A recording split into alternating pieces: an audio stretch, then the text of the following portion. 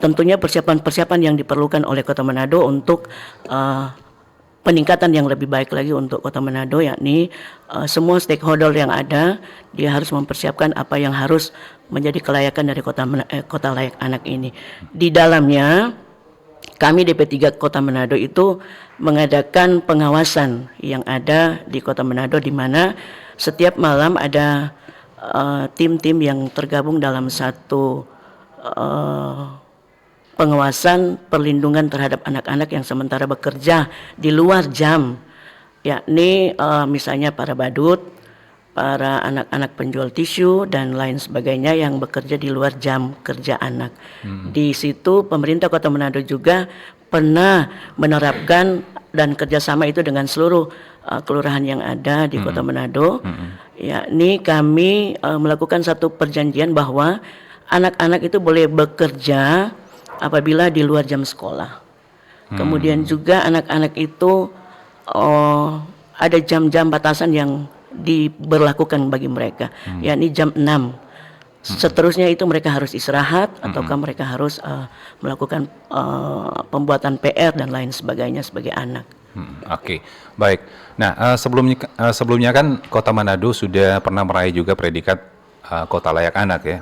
Ini mungkin bisa dijelaskan kembali ini Ibu Christine biar masyarakat khususnya Kota Manado ya bisa paham ya. Ini sejak kapan Kota Manado itu meraih predikat Kota Layak Anak ini? Kota Layak Anak ini 2017 untuk Kota Manado. 2017. Dan biasanya itu per tahun, tetapi sekarang sudah ada ketentuan yang baru 2 tahun. Jadi kami 2017. memasukkan 2022, 2023 untuk penilaian 2025. Oke. Nah, ini sebenarnya konsep dari Manado Kota Layak Anak itu seperti apa, Ibu Christine? Konsep Kota Manado yang layak anak itu sebenarnya capaian. Ya, konsepnya seperti apa, mekanismenya? Untuk bisa dikatakan Manado ini Kota Layak Anak.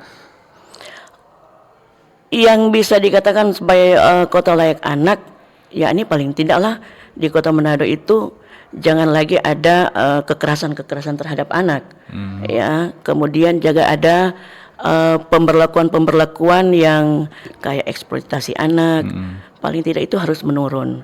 Jangan sampai apa yang kita harapkan, apa yang sudah pemerintah lakukan untuk kedepannya untuk Kota Layak Anak bagi Manado itu tidak capai karena hal-hal yang demikian.